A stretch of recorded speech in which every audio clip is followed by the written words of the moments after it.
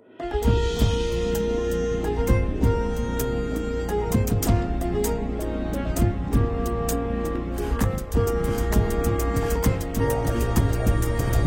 የፈታ ቤተሰቦች የከበረ ሰላምታችን በእያላችሁበት ይድረሳችሁ። ለተረቡ ረፋድ መረጃዎችን ነው ብለናል። እንደተለመደው መረጃውን በቅድሚያ በማስተዋወቅ እንጀምር። ጦሩ ወደ ትግራይ ተንቀሳቀሰ መሆኑን የሚያመለክቱ መረጃዎች እየወጡ ነው። አደገኛ ፍጥጫና ሌላ ዙር ጦርነት ሊከሰት ይችላል የሚሉ ስጋቶችም አይለዋል። የሰሞኑ የህወሓት ወታደራዊ ትርኢቶች ለነገር ናቸውም እየተባለም ነው። ሳልሳይ ወያኔን ጨምሮ ሌሎች በትግራይ ጉዳይ ያገባናል የሚሉ አካላት ነገር አብርዱ፣ ችግሮቻችሁን በንግግር ፍቱም እያሉ ይገኛሉ። ጥንቅራችን ከዚሁ ጋር በተያያዘ የሚያደርሳችሁ መረጃ አለ። ከ16 በላይ አሽከርካሪዎች በተገደሉበትና በርካቶች የቆሰሉበት ከባድ ጥቃት በተሰነዘረበት በአማራ ክልል ምዕራብ ጎንደር በተሰነዘረ ሌላ ጥቃት 17 ሰዎች ተገድለዋል። በአንድ ቀን ልዩነት በተሰነዘረ ጥቃት የሟቾች ቁጥር ከ30 በላይ ተሻግሯል። መረጃውን ይዘናል። በትግራይ ክልል የሚንቀሳቀሱ የፖለቲካ ፓርቲዎች ህብረት አዲስ ባወጣው መግለጫ ወልቃይት በአማራ ኃይሎች ቁጥጥር ስር መሆኑ የትግራይ ህዝብ ላይ የህልውና ስጋት ደቅኗል ብለዋል። ወልቃይት የበጌ ምድር ጎንደር የሚለውን ትርክት የሚያራምዱ በቅርቡ በወረራ በያዙት ግዛት ሰላማዊ ሰልፍ ማካሄዳቸውን በመግለጫው ተቃውሞ ተሰምቶበታል። ዝርዝር መረጃውን እናደርሳለን። የትራምፕና ኢሎን ጸብ አገርሽቷል። ትራምፕ ኢሎንን ከሀገር ማባረር የሚለው ጉዳይ ላይ እየመከሩ ነው። ፕሬዝዳንቱ የቁርጥ ቀን ወዳጃቸውን ብትፈልግ ሱቅህን ዘግተው ወደ ሀገር ደቡብ አፍሪካ መሄድ ትችላለህ ብለውታል። መረጃው ዝርዝር አለው። ዩኤስኤድ ይፋዊ ሞት ሰርተፍኬት ተሰጠው። በትላንትናው ዕለት ህልውናው ማብቃቱ በይፋ ታውጇል። የቀድሞ የአሜሪካ ፕሬዝዳንቶች ኦባማና ቡሽ ከፍተኛ ትችት አሰምተዋል። የፕሮግራሙ መሰረዝ በቀጣይ 5 ዓመታት ውስጥ ለ14 ሚሊዮን ሰዎች ሞት ምክንያት ይሆናል ተብሏል። መረጃው ዝርዝር አለው። ክልሎች ለወጣቶች የሥራ ዕድል ለመፍጠር በሚል ህገወጥ ኬላዎችን እንደሚያቋቁሙ 2 ሚኒስቴር መስሪያ ቤቶች በጋራ ያስጠኑት ጥናት አመልክቷል። አጠር ያለ ዘገባ በጉዳዩ ይዘናል። የ12 ቀናት የኢራን እስራኤል ጦርነት ካበቃ በኋላ በትላንትናው ዕለት እስራኤል 3 ሚሳኤሎች የተወነጨፉባት መሆኑን የሚያመለክቱ መረጃዎች ወጥተዋል። በጥንቅራችን ከተካተቱት መረጃዎች መካከል ነው። እስከ ፍጻሜው አብራችሁን ቆዩ። የምንለቃቸው ዕለታዊ ትኩስ ዜናዎች እንዲደርሷችሁ ላይክ፣ ሼር፣ ሰብስክራይብ ማድረግ እንዳትረሱ።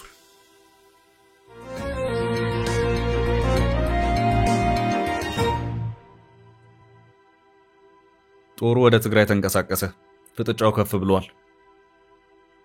ጦሩ ትግራይ ገባ መሆኑን የሚያመለክቱ መረጃዎች እየወጡ ነው። ዶቼ ቬለና የተለያዩ ምንጮች አረጋግጠዋል። ከዚሁ ጋር በተያያዘም በክልሉ አደገኛ ግጭት ሊነሳ ይችላል የሚሉ ስጋቶች እየተሰሙ ነው።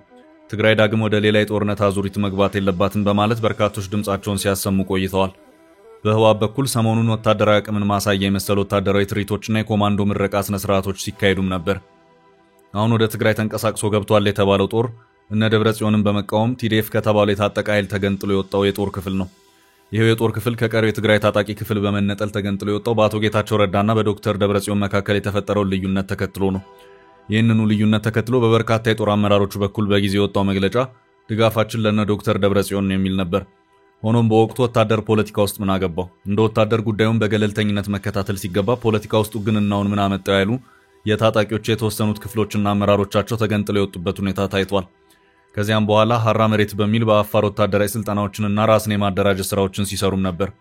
አሁን እየወጡ ባሉት መረጃዎች ደግሞ ይሄው ለወራት ራሱን በማደራጀትና በስልጠና ውስጥ የቆየው ኃይል ወደ ትግራይ እየዘለቀ ነው። በዚህ ረገድም የህወሓት አመራሮች ስጋት ያደረባቸው ይመስላል። የሰሞኑ የመቀሌ አረና፣ ሌሎች አካባቢዎች ወታደራዊ ትርኢቶችም ለአዲሱ ኃይል እንቅስቃሴ ወታደራዊ ጡንቻን የማሳየት ትዕይንት ይመስላል። ይህንኑ በአፋር ስልጠና ላይ የነበረውን የታጠቀ ኃይል ከሚያደራጁትና ከሚመሩት መካከል አንዱ የሆኑትና ከሳምንታት በፊት ከቢቢሲ የትግርኛው ክፍል ጋር ቆይታ ያደረጉት ብርጋዴር ጀነራል ገብረ እግዚአብሔር በየነ ወይም በቅጽል ስማቸው ወዲ አንጥሩ በመባል የሚታወቁት የጦር አመራር ሰፋ ያለ ማብራሪያ የሰጡበት ሁኔታ ታይቷል። ጀነራል ገብረ እግዚአብሔር በየነ ወይም ወዲ አንጥሩ በዚሁ ማብራሪያቸውም ከፓርቲ ወይም ህወሓት ነፃ የሆነ ኃይል ለመፍጠር ወደ ነፃ መሬት መውረዳቸውን የተናገሩበት ሁኔታ ታይቷል። እኛ የምንሰራው ፓርቲ፣ እኛ የምናቋቁመው ወታደራዊ መንግስት የለም። ወደ አፋር ወርደን እንድንደራጅ ያደረገን ምክንያት አፋርና ትግራይ ቤተሰቦች ስለሆኑ ነው። የፈቀደልን መንግስት የለም። ስለተቸገርን እዚህ እንደራጅ ወይ ብለን እዛ አካባቢ ላሉት አካላት ጥያቄ ያቀረብን። የገጠሙንንም ችግሮች አስረዳናቸው። እነሱም ችግር የለም ተሰባሰቡ አሉን። ይህ እኮ ትልቅ ነገር አይደለም፣ ያለነው እኮ ትግራይ ጫፍ ነው፣ ፈቃድ መጠየቅ የለብንም ሲሉም ነበር የተናገሩት። አሁን ባለው ሁኔታ ደግሞ ይሄው ኃይል ወደ ትግራይ ክልል ዘልቆ የገባ መሆኑን የሚያመለክቱ መረጃዎች እየወጡ ሲሆን ክልሉን ወደ ሌላ ዙር የውጊያ አውድ ውስጥ እንዳይከተው አስግቷል። ነገሩን አረጋጉት፣ ነገር አብርዱ፣ ውይይቶች ይካሄዱ የሚሉ የተማጽኖ ሐሳቦችም ከተለያዩ የትግራይ ጉዳይ ያገባናል ከሚሉ አካላትና ሰዎች እየተደመጠ ነው። ዶቼ ቬለ ባሰራጨው ዘገባ እንዳመለከተው ከሆነ ይሄው አፋር ላይ መሽጎ ወታደራዊ ስልጠናዎችን ሲያካሄድ የነበረው ኃይል በአሁኑ ሰዓት ወደ ትግራይ ተንቀሳቅሷል። አሁን በትግራይ እየታየ ያለውን አዲሱን ወታደራዊ ፍጥጫ ተከትሎ ጉዳዩ በእጅጉ አሳስቦኛል ካሉት መካከል አንደኛው ትግራይን መሰረቱ አድርጎ የሚንቀሳቀሰው ሳልሳይ ወያነ ፓርቲ ነው። ፓርቲው ከዚሁ ጋር በተያያዘም አፋጣኝ መግለጫ አውጥቷል። ሳልሳይ ወያነ በዚሁ መግለጫው አሁን በትግራይ እየታየ ያለው የሁለት ወገን ወታደራዊ እንቅስቃሴ በእጅጉ አሳስቦኛል ሲል አስታውቋል። ፓርቲው በዚሁ መግለጫውም የተያዘው አካሄድ በአፋጣኝ መቆም አለበት በማለት ጥሪውን አቅርቧል። የሳልሳይ ወያነ ትግራይ ህዝብ ግንኙነት ኃላፊ አቶ ብርሃን አጽብሃ በሁለቱ ታጣቂ ኃይሎች መካከል እየተደረጉ ያሉ ወታደራዊ እንቅስቃሴዎችና እየተሰራጩ ያሉ መረጃዎች ፍጥጫው አሳሳቢ ደረጃ ላይ ለመድረሱ ማሳያዎች ናቸው ሲሉም ለዶቼ ቬለ ተናግረዋል። ሳልሳይ ወያነ በዚሁ መግለጫውም ይህ ወታደራዊ እንቅስቃሴ ጥፋት ሳያስከትል እንዲቆም እንዲሁም በትግራይ ላለው አሳሳቢ ፖለቲካዊ ሁኔታ መፍትሄ የሚሆን ሁሉን አካታች ብሔራዊ ውይይት መደረግ አለበት ሲል አሳስቧል። በዚሁ ዙሪያ እስካሁን ባለው ሁኔታ በትግራይ ጊዜያዊ አስተዳደርም ሆነ በህወሓት በኩል የተባለ ነገር የለም።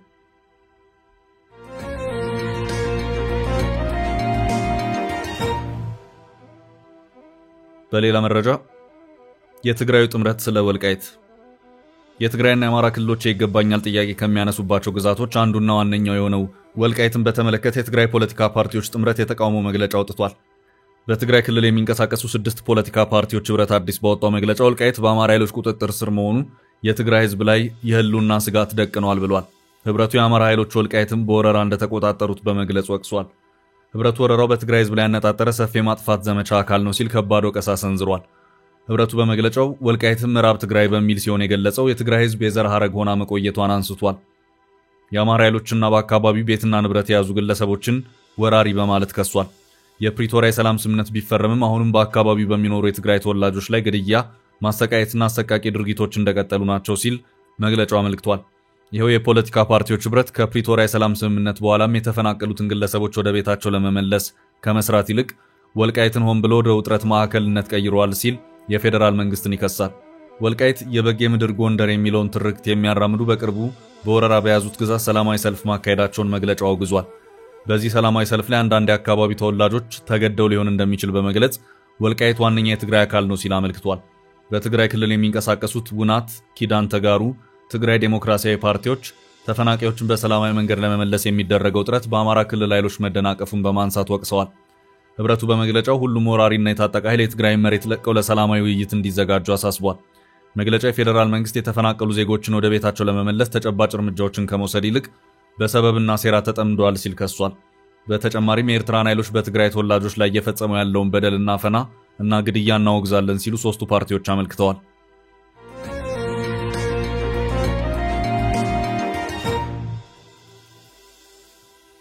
በቀጣይ ርዕስ እስራኤል ሚሳኤል ተተኮሰባት። ከ12 ቀናቱ የእስራኤል ኢራን ጦርነት ማብቃት በኋላ እስራኤል ሚሳኤል ተተኩሶባታል። የዚሁ የሚሳኤል ጥቃት ባለቤት ናቸው የተባሉት የየመን ሁቲ ታጣቂዎች ናቸው። ጥቃቱ ኢላማ ያደረገው የዴቪድ ቤንጉሪዮን አየር ማረፊያን መሆኑን መረጃዎች አመልክተዋል። የየመን ሁቲ አማጽያን ለዚሁ የሚሳኤል ጥቃት ምክንያት የመሆናቸውንም ጉዳይ አመላክተዋል። እስራኤል በፍልስጤማውያን ላይ ያልተቋረጠ ጥቃትን እየሰነዘረች ነው በሚል ነው ታጣቂዎቹ ሚሳኤሉን ካስወነጨፉ በኋላ መግለጫ የሰጡ ሲሆን በዚህም እስራኤል በጋዛ በሚገኙ ፍልስጤማውያን ላይ ያደረሰች ያለውን እልቂት ካላቆመች ጥቃቱ እንደሚቀጥል አስታውቀዋል። የእስራኤል አየር ኃይል 3 ሚሳኤሎች ወደ እስራኤል የተወነጨፉ መሆኑን አመልክቶ 3ቱም ሚሳኤሎች ኢላማቸውን ሳይመቱ አየር ላይ እንዲከሽፉ ተደርገዋል ብሏል።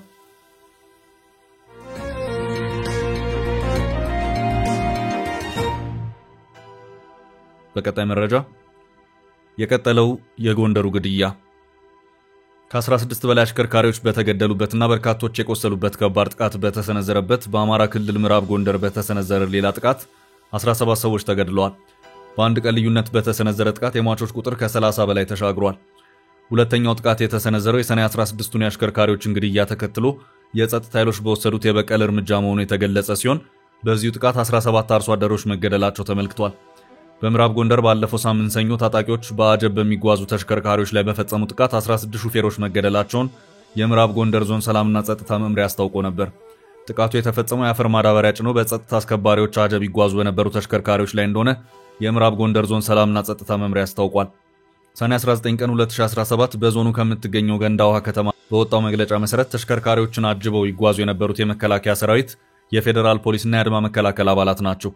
የምዕራብ ጎንደር ዞን ሰላምና ጸጥታ መምሪያ የቅማንት ነጻ አውጪ የተባለ ቡድን ጥቃቱን አቅዶ ሆን ብሎ ተዘጋጅቶና አስቦበት መሃል ከተማ ላይ ሲደርሱ በየቤቱና ኪስ ቦታዎች ላይ ዘግቶ መኪና ላይ በሰፈሩ የሰራዊታችን አባላትና ተሳፋሪዎች ላይ ተኩስ እንደከፈተ ወንጅሏል። በጥቃቱ ማዳበሪያ ጭነው ሲያጓጉዙ ከነበሩ አሽከርካሪዎች መካከል 16 ሹፌሮችን ከመኪና እያስወረደ ዘግናኝ በሆነ ጭካኔ ጨፍጭፏቸዋል ያለው የምዕራብ ጎንደር ዞን ሰላምና ጸጥታ ቢሮ የተወሰኑትንም አግቶ እንደወሰደ በመግለጫው ጠቁሟል።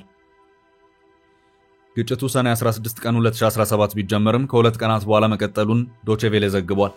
የምዕራብ ጎንደር ዞን ሰላምና ጸጥታ መምሪያ ሰኔ 18 ቀን 2017 ታጣቂ ቡድኑ በመከላከያ ሰራዊት ከፍተኛ አመራሮችና አባላት ላይ አቅዶና ተዘጋጅቶ ግጭት አድርጓል ብሎ ነበር። ይሁንና የደረሰ ጉዳት ስለመኖሩ ያለው ነገር የለም። ዘገባው የአካባቢው ነዋሪዎችን ዋቢ በማድረግ ጥቃቱ ከተሰነዘረ በኋላ ባሉት ሁለት ተከታታይ ቀናት የጸጥታ ኃይሎች 17 ንጹሃን ሰዎችን መግደላቸውን ገልጾ የሟቾች ስም ዝርዝር ቢደርሰውም በገለልተኛ አካል አለማጣራቱን አመልክቷል። ለዘገባው አስተያየት የሰጠው የአካባቢው ነዋሪ በአጠቃላይ 17 ንጹህ ገበሬ እንደተገደሉ በመግለጽ የኔ ወንድምና አብረው የነበሩትንና 9ኙን አውቃቸዋለሁ በማለት አስረድተዋል። የአካባቢው ነዋሪዎች አሁንም የበቀል እርምጃ ይፈጸማል የሚል ስጋት እንዳላቸው ዘገባው ገልጿል።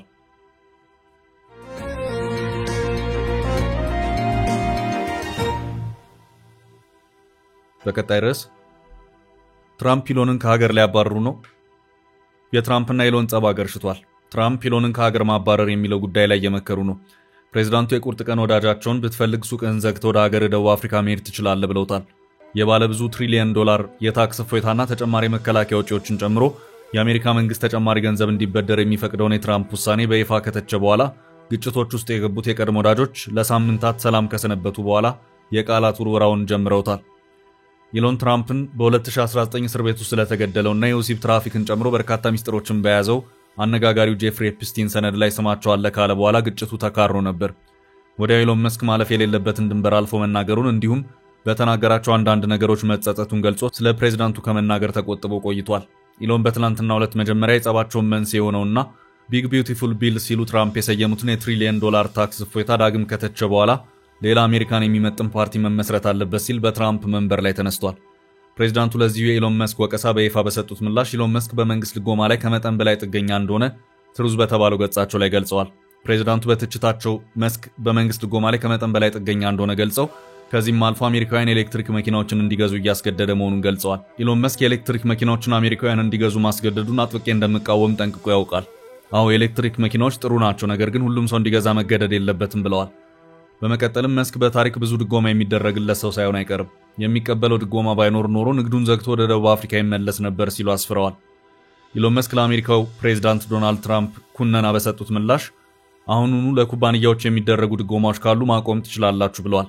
ትራምፕ ከዚህ መግለጫቸው በኋላ ስለ ኢሎን መስክ ከሀገር መባረር ጉዳይ ከጋዜጠኞች ተጠይቆ የማባረሩን ጉዳይ የማስብበት ይሆናል ሲሉ ተደምጠዋል።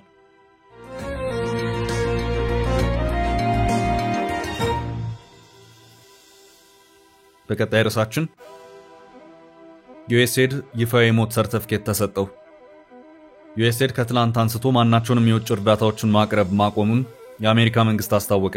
የአሜሪካ የውጭ ጉዳይ መስሪያ ቤት ኃላፊው ማርኮ ሩቢዮ ሜኪንግ ፎሬን ኤድ ግሬት አጌን በሚል ርዕስ በሰጡት መግለጫ ከትላንት ጁላይ 1 ጀምሮ ዩኤስኤድ ማናቸውንም እርዳታ የማይሰጥ መሆኑን በይፋ አውጀዋል። በዚህም ዩኤስኤድ ይፋዊ የሞት ሰርተፍኬት ተሰጥቶታል። ከዚህ በኋላ ለውጭ ሀገራት የሚደረጉ እርዳታዎች የአሜሪካን ጥቅም በሚያስጠብቁና ከአሜሪካ አስተዳደር ፖሊሲ ጋር በሚጣጣሙ ሁኔታዎች በውጭ ጉዳይ መስሪያ ቤቱ በኩል እንደሚከናወኑ ማርኮ ሩቢዮ አስረድተዋል።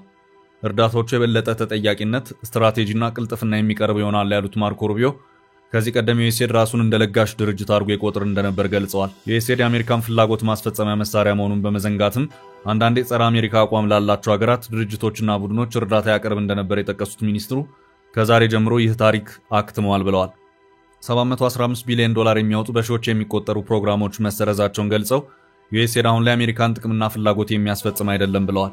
ከቀዝቃዛው ዓለም ጦርነት ወዲህ የዩኤስኤድ ሚና እና ውጤትን ትንሽ ድራማ ሲሉ ጠርተውታል። እንደ ምሳሌ በተቋሙ $89 ቢሊዮን ለመካከለኛው ምስራቅ ወጪ መደረጉን አንስተው አሜሪካ በቀጠናው ምን አገኘች ሲሉ ጠይቀዋል። ማርኮ ሩቢዮ ዩኤስኤድ የሚፈታው የዓለም ችግር የለም ቢሉም የፕሮግራሙ መሰረዝን ተከትሎ በዓለማችን 14 ሚሊዮን ሰዎች በቀጣይ 5 ዓመታት የሞት አደጋ ተጋርጦባቸዋል። ሚሊዮኖች በሚቋረጠው ሕይወት አድን መድኃኒትና እርዳታ ምክንያት በቀጣይ ዓመት ሕይወታቸውን እንደሚያጡ ይገመታል። ይህንን ስጋት በተመለከተ የቀድሞ የአሜሪካ ፕሬዝዳንቶች ባራክ ኦባማ እና ጆርጅ ደብሊው ቡሽ የተናገሩ ሲሆን በይፋ ወጥቶ የትራምፕን አስተዳደር ድርጊት ተችተዋል። የአሜሪካ ባለስልጣናት ትላንት ሰኞ በቪዲዮ ባስተላለፉ ስነ ስርዓት የአሜሪካ እርዳታ ማብቃቱን መግለጻቸውን ተከትሎ ነው ሁለቱ የቀድሞ ፕሬዝዳንቶች ትችት የሰነዘሩት።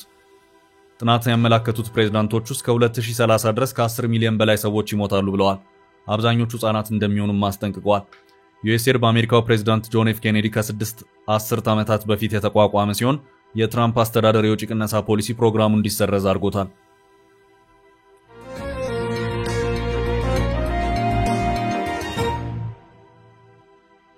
በመጨረሻም ኬላ እንደ የሥራ ዕድል ፈጠራ ክልሎች ለወጣቶች ሥራ ዕድል ፈጠራ ህገወጥ ኬላ ያቋቁማሉ ተባለ። ክልሎች ለወጣቶች የሥራ ዕድል ለመፍጠር በሚል ህገወጥ ኬላዎችን እንደሚያቋቁሙ ሁለት ሚኒስቴር መስሪያ ቤቶች በጋራ ያስጠኑት ጥናት አመለከተ። ንግድና ቀጠናዊ ትስስር ሚኒስቴርና ከትራንስፖርትና ሎጂስቲክስ ሚኒስቴር በጋራ በመሆን በሚያዝያ 2017 ዓ.ም ባጠናቀቁት ጥናት በሀገሪቱ 237 ህገወጥ ኬላዎች መኖራቸው መረጋገጡ ተገለጸ። ክልሎች ለወጣቶች የሥራ ዕድል ለመፍጠር በሚል ህገወጥ ኬላዎችን እንደሚያቋቁሙ በጥናቱ መረጋገጡን የጉምሩክ ኮሚሽን ጠቁሟል። የጉምሩክ ኮሚሽን ይህን የተናገረው 11 ወር የሥራ ክንውን ሪፖርቱን ከገቢዎች ሚኒስቴር ጋር በህዝብ ተወካዮች ምክር ቤት ለፕላን በጀትና ፋይናንስ ጉዳዮች ቋሚ ኮሚቴ ባቀረበበት ወቅት ነው። ባለፉት 11 ወራት 19 ቢሊዮን ብር ገቢ መሰብሰቡን የተናገረው የጉምሩክ ኮሚሽን በየክልሎች ገመድ እየተወጠረ ገቢ የሚሰበሰብባቸው ህገወጥ ኬላዎች በሀገሪቱ ንግድ ስርዓት ላይ አሉታዊ ተጽዕኖ እያሳደሩ እንደሆነ ተናግሯል። ኬላዎችን ዘርግተው ግብር የሚሰበስቡት የክልል ፖሊሶች፣ የሚሊሻ መዋቅሮች፣ አንዳንድ ቦታ ደግሞ ለወጣቶች የሥራ ዕድል ፈጠራና በወረዳ ግብረ ኃይል ተብሎም ጭምር የተቋቋሙ ኬላዎች እንዳሉ ምክትል ኮሚሽነሩ አቶ አዘዘው ጫኔ መናገራቸውን ከሸገር ሬዲዮ ያገኘነው መረጃ ያሳያል። ኬላ ይነሳ ተብሎ በመንግስት ደረጃ ቢወሰንም የተለያዩ ሰበቦች እየተፈለጉ 283 ህገወጥ ኬላዎች በመላ ሀገሪቱ ተንሰራፍተው ይገኛሉ ሲሉ የንግድና ቀጠናዊ ትስስር ሚኒስትሩ ካሳሁን ጎፌ መግለጻቸው መዘገቡ ይታወሳል። ቻችን ለዛሬ ያዝንላችሁን ርዕሰ ጉዳዮች እዚህ ላይ ቋጨን። ላይክ፣ ሼር እና ኮሜንት በማድረግ ለቻናላችን ድጋፋችሁን መግለጽ እንዳትዘነጉ እያልን ከሌሎች መረጃዎች ጋር ደግመን እስክንገናኝ ቸር ያሰማን።